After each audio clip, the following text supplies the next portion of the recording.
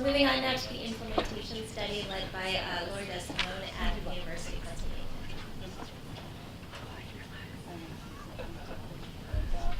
Hi, welcome, everyone. I'll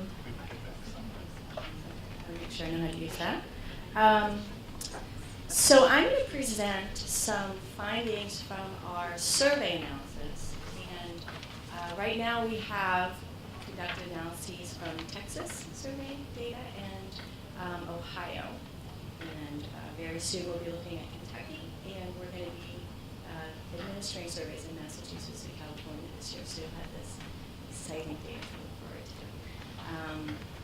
And this obviously was a team effort, thanks to Ray and Adam Edgerton and many other people who helped with this. Okay, just said that part. What I'm going to focus on for this presentation, again, we're writing up these analyses now. We're going to share them with the states and then put them on the website. Here I've decided to focus on these three areas, looking at the policy attributes across our district, teacher, and principal respondents, and the challenges that they talk about to implementing standards-based reform in the classroom, and the resources that they find helpful, and the resources that they would like to have more of for their implementation. And then I'll show you our results for looking at the content of teachers' instruction in math and English language arts. So the results reflect these three questions. Looking again at the policy attributes, to what extent is a policy system specific, consistent, authoritative, powerful, and stable? What are the nature and quality of supports that states and districts and teachers are getting? What do they want more of? What are their challenges? And then we will be able to look at change over time, how they're changing the content they cover. Right now we have last year's data on the difference between the content they were covering that is emphasized in the new standards versus content that was de-emphasized. And I'll talk a little bit more of that right before I present those results. I flip my slides and forget to flip this one. So we have a state representative sample of districts and principals and teachers. And our response rates were pretty good. And the design of our study, we wanted to look at math and English language arts. And as Andy said, we have this focus on students with disabilities and English language learners, so we specifically also surveyed teachers who teach English language learners and students with disabilities. And we'll break down some results by those groups.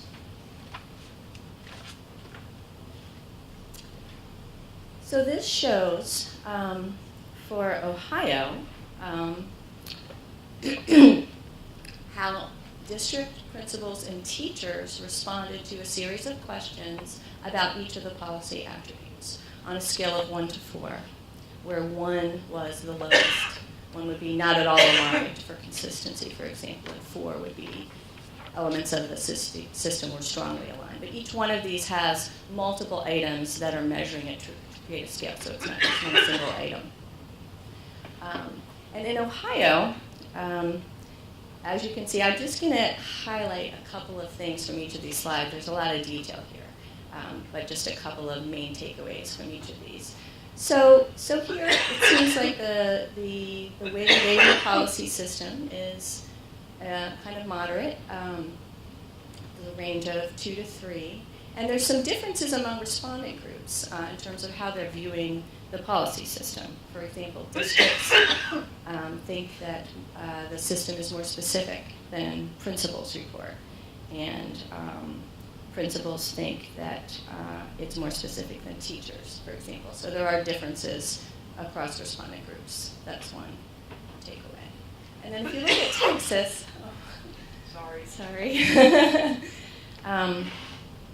If you look at Texas, you can see if you look at specificity that the scores are higher. I'm going to go back to Ohio just for a second.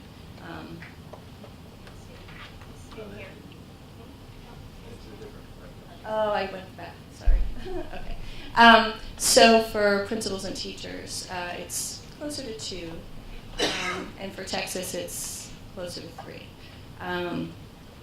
So you have those differences between Ohio and Texas. And again, you have some differences, significant differences, between respondent groups. For example, principals are rating the policy system as more authoritative. The similarities across Ohio and Texas are that districts in both states report that the specificity of their system, they report more specificity compared to principals. And principals report higher specificity than districts. So they have those in common. We looked at teachers of ELA, math, students with disabilities, and English language learners, and compared them in each state as well. And here, I won't go into detail. You can see ELL teachers rate the system as significantly more stable than other groups of teachers. There's some differences in authority between teachers. In Texas, there are very few significant differences between teachers. So that's one key difference between Ohio teachers and Texas teachers in terms of these measures of the policy attributes. Teachers of students with disability reported lower authority measures than math teachers, but otherwise these differences aren't statistically significant. So teachers in Texas seem to be reporting on the policy environment in a more cohesive way than in Ohio, but at the same time, I'm going to try to do this in the right direction. The scores in general are about the same in the same range. So moving on to challenges, I'll show a slide that lists the district reported challenges, principal reported challenges, and teacher reported challenges. And again, just highlight a few differences and commonalities. In Ohio, you can see this, the most often reported challenges, so is what are the challenges to implementing standards? And is this a no challenge at all, a minor challenge, a moderate challenge, or a major challenge? And here we just pulled out where the people reported moderate or major. So you can see at the very top are conflicting state initiatives, wide range of student abilities, level of difficulty of the current standards, and then down at the bottom, a much smaller percentage of districts reporting principal and teacher turnover are a challenge. And now in Texas, the first three are the same. So Texas, across both Texas and Ohio, district officials are reporting that student abilities, student achievement, the difficulty level of the standards are real challenges. Some of the differences, many more respondents in Ohio reported that conflicting state initiatives were a challenge, 81% compared to only 27% in Texas. So there are some differences, but the top challenges are the same. And for principals, we'll take a look at that. You can see that inadequate lead time to prepare for reform, guidance for using the standards for students with disabilities, teacher planning time built into the school day. Those are the top challenges reported in Ohio. And these are the same top challenges that principals reported in Texas. I thought that was quite noteworthy. And then in Texas, you have a much higher percentage saying that there's a lack of guidance for teaching English language learner students. So that's a difference. And then we'll look at teachers.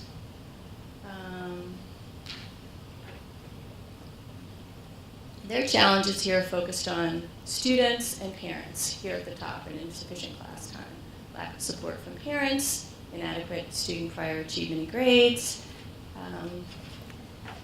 And again, in Texas, these same couple of challenges come out on top.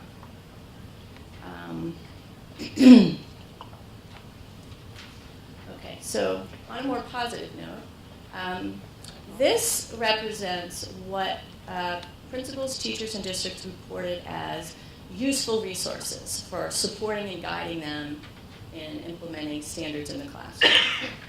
So we use a Venn diagram to show where the top 5 the respondents have in common. For example, this shows that all three sets of respondents put in their top 5 most useful resources aligned curriculum and aligned assessments. And teachers said that digital tools were very useful, and district officials found helpful the information about how to identify strategies and what's expected of changes in teachers' practice. And Texas was quite similar in that all 3 sets of respondents, their most useful resources were aligned resources and aligned assessments. And teachers found digital tools, textbooks, principals said information about changes in what students are expected to learn. So these are resources that their state is providing and that they find useful. Then we asked them what resources would they like more of. And I'll go through these quickly because I do want to make sure we have time for the instruction. And so whilst they earlier reported that the digital tools and aligned resources are something they have and they find useful, they thought that they could benefit from having even more of them. And I think some noteworthy findings here, and again, we'll have this on our website sometime soon, and you can go through it in more detail. But here, 92% of district officials in Ohio wanted information about how college and career-ready standards change what's expected of teacher practice. I think this is a really helpful guide to leverage points about what kinds of resources educators are saying they would find helpful. And similarly in Texas, some of these same resources that they found helpful, they really want more of: aligned resources, digital tools, those sorts of things. So the last area I want to provide a little bit of data on is the content coverage. We had on our survey, we had our content experts identify areas in English language arts and math that are emphasized in the new standards and some areas that were de-emphasized. But all of the content areas were appropriate to be teaching. So this was really about how much emphasis, how much coverage you're putting on these areas. We didn't have any content that they shouldn't be teaching, so to address the social desirability issue. And I want to highlight a few things here that you can see that in elementary school, the dark blue is content that had an increased emphasis in the standards. But in elementary school, ELA teachers and teachers of students with disability are actually covering more of the content that is de-emphasized in the standards. But it's the opposite in high school, and these are significant differences. In high school, English language arts teachers are covering more of the emphasized content. And this, which I also find noteworthy, it's a similar pattern in Texas, where elementary school teachers seem to be covering more de-emphasized content, and high school teachers are covering more.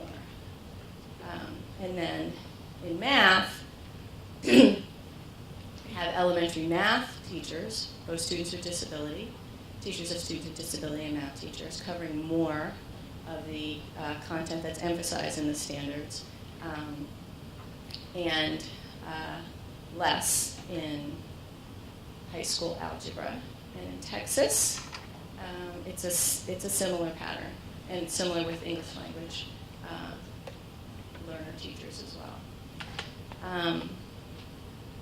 So just some general ideas to take away from this are that it seems like the level of attributes are moderately high. It shows some room for improvement, and some thinking about and looking into more detail, and we'll do this in our reports as well, where and what are the key differences among respondents groups? Why are principals reporting more or less specificity than teachers?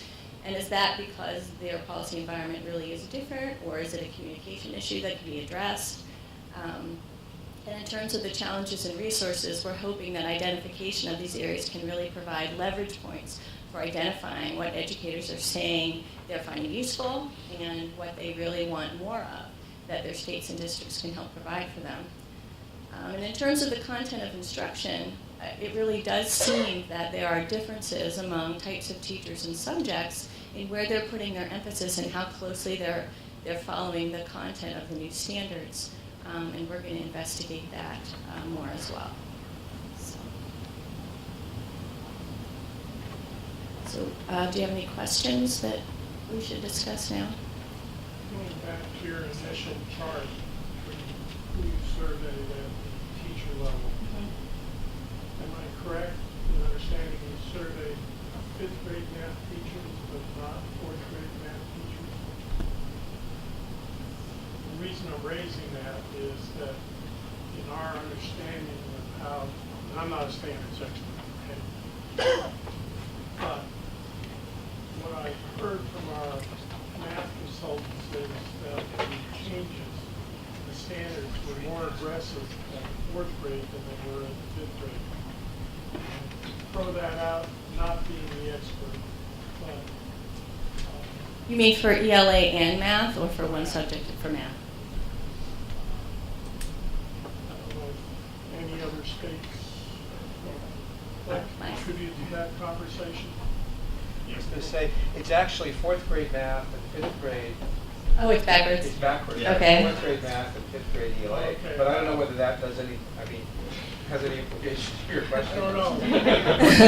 What it means is we really picked the right grade. Right. All right. We've experienced similar in California, fourth grade standards, but more challenging. The fourth grade standards are more That's where the challenging. effects were bigger in Naples. The longitudinal study. Fourth to eighth. And we found that elementary math teachers were following the new content more so than ELA. So, sorry, that slide's on. I know because I've seen the data, and my daughter's in fourth grade. Oh, Carrie, and then Mike. Yeah, Laura, this is super interesting, and now I can't wait for our Massachusetts data. Yay! And I could ask you 1,000 questions, but I'm going to limit myself to one. I was interested in the spider graphs that you did that showed the differences across. And I'm really curious, because you guys also took a stab at measuring objectively and fairly across all these states where they land on the public, because we just saw from Katie the maps and stuff. So I'm curious if you know yet to what degree what people are saying lines up with what we believe to actually be true, or not. Well, that's a great question. Andy and I have this debate all the time about whether the Perception reality, Yes. or is it, yeah. Yes. Yeah. So these questions are perceptions, respondent perceptions for stability. Do you think the standards are going to be around for the next couple of years?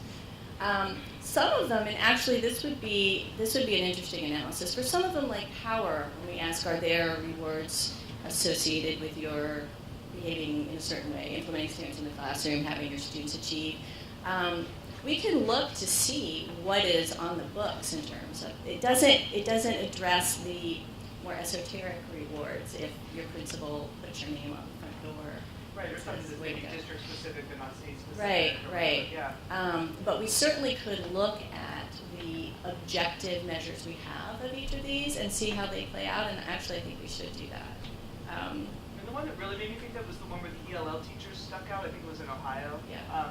Where I thought maybe there's just literally something different about because like in Massachusetts we had a big push around some ELL, like everybody had to go through a course. It might have Right. really changed people's perceptions, but it would have only been true for certain teachers, not for everybody. Right. So I've been studying this for a long time, and in other studies I've noticed that the teachers, their perceptions of the likelihood or possibility of sanctions is much higher than it actually is what other groups think. Not rewards, but sanctions. They see more potential to be hit over the head than is actually really there. I just tossed that out. Mike, did you? Andy took your turn. I wondered if you could go back to the slides that showed how much emphasis teachers were placing on topics that were emphasized in the standards and de-emphasized. Do you want a certain state or No, subject? it's just that the blue is the emphasized, and I don't know what color to call the other one, the greenish. Teal. The teal. I don't meet standards for color names. Good thing there's not one. Yeah. So the interesting thing is the blue bars are not hugely longer than the teal bars. In fact, sometimes the teal bars are longer than the blue bars. And so teachers don't seem to be emphasizing what they should be emphasizing apparently, and de-emphasizing what they should be de-emphasizing on the average. For in this slide, In it showed like in high school. I mean, one thing is the level. What's the level? yeah. And the other is the comparison, right? So in Yeah. high school, they're doing more of the emphasized and Yeah. less of the de-emphasized. Yes. Right. And in Exactly. elementary, it's the reverse. And the elementary, it's the reverse. It was. And it differs by subject. Yep. Yeah. And so show just another one for. I'll show the similar one. Oh, that's interesting. So in this one, if you look, the blues are generally longer than the teals. In elementary math, right? Yeah, yeah. Elementary math compared to ELA, elementary math, they're covering the emphasized content more. In elementary ELA, they're not. Yes. Right. And so I don't know actually what we would expect, I guess. Should they abandon coverage of the de-emphasized altogether? Probably not. Yeah. Right. But I guess I had anticipated that we would find a wider difference, and I don't know whether that. So why is this? I guess that's the question. Why are teachers not emphasizing the encouraged content more and the discouraged content less? It's amazing that there isn't a functional relationship between the standards and teacher practice. Well, I'm of being course, facetious. Our intervention, Well, but I think that's Well, what- once they have fast, yeah. you're going to see these bars are going to go. But I think that's the right question, and when we look at the Kentucky data too, I think it's amazing that what we just talked about is the same in Ohio and Texas, that pattern. If we found it again in Kentucky, then it seems like something's really going on in terms of math, ELA, in elementary school.